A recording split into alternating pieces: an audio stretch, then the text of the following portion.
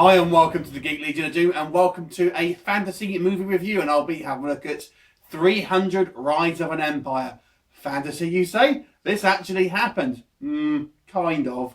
So this is obviously the sequel to the original 300 movie, and initially when this was kind of in development, it was actually meant to be a kind of Xerxes story. Xerxes, of course, being the kind of the antagonist from the first movie. But I have to say, he's barely in this film, so that's obviously kind of changed from the initial idea. And what you've got here is a story that really is a companion piece rather than a sequel to the original 300 movie. And this is a companion piece because it really sort of takes place around the events of the kind of the 300 movie. And some of it set before, some of it set at the same time, but kind of, as I say, around the events, and then there's a little bit kind of after as well.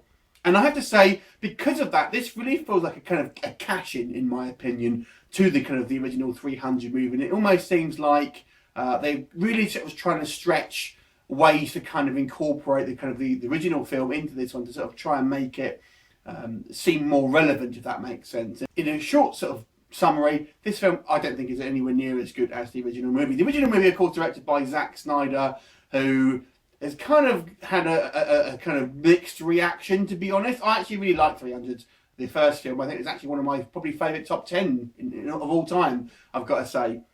So this film focuses on, played by Sullivan Stapleton, who I'm not going to pronounce any of these kind of names because I was going to totally get it wrong. And he basically is a general from the Athens city of Greece, and which is kind of the main sort of force of Greece, if you like. And he's basically sort of in charge of essentially of the navy, and sort of squaring up against him is Eva Green's character, who is actually a Greek herself, but has sort of defected over to Xerxes' side. And basically, the film kind of makes us think that she's actually the real power here. And one thing I didn't like about this movie is it really makes Xerxes seem like a kind of a fool, really, and he's just ultimately a puppet for Eva Green's character, which I kind of didn't like, especially since the original concept of this movie was going to be about Xerxes. So I didn't like that, and I got the feeling that that's possibly the reason the guy who plays Xerxes returns here, Rodrigo Santiago, I believe the actor's name is, and he's pretty much a no-name actor, and I've got the idea maybe that's the reason why, and you know, so I wasn't a big fan of that. It's a very similar sort of filming in regards to tone. I suppose there's a little bit, there's just the 300 movie originally can be criticised for being a very, very straightforward movie. There's a little bit more to this film. I guess the kind of the Athens of Greeks are basically not quite as warlike as their sort of Spartan brethren.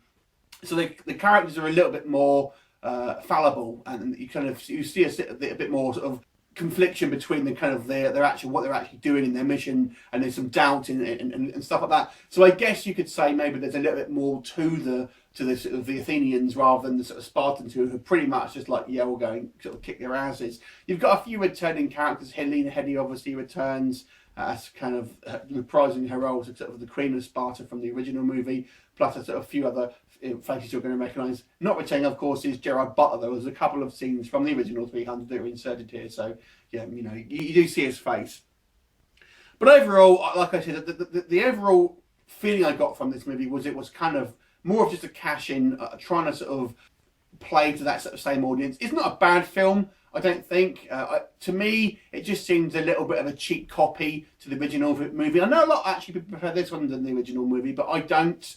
I think the kind of the designs and stuff aren't quite as imaginative. The CGI looks, again, it kind of looks like a video game. And yes, you could argue that in the first movie that was the case too, but here it kind of, you know, where you have the kind of the CGI warriors kind of flying around, it just very much looks like a video game, and rather than the kind of the stylized look that they had in the kind of first film.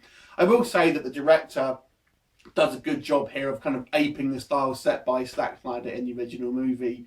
And, you know, Eva Green's character is quite memorable but a little bit cheesy, and Sullivan Stapleton's character does a serviceable job, but he's nowhere near as charismatic as Gerard Butler from the original film, as are his kind of main sort of generals as well. They're all pretty forgettable. So to me it was kind of subpar, when you sort of compare it to the original film. I still think it was an entertaining film, and I still think it's probably a sequel a lot of people enjoy. But to me, it fell quite far short of the original film. So I'm going to give this movie a 6.5 out of 10. Still a pretty decent and entertaining movie, but doesn't touch the original in my opinion. How did you fare it compared to the original? Leave me a comment and I'll look forward to seeing you next time. Bye for now.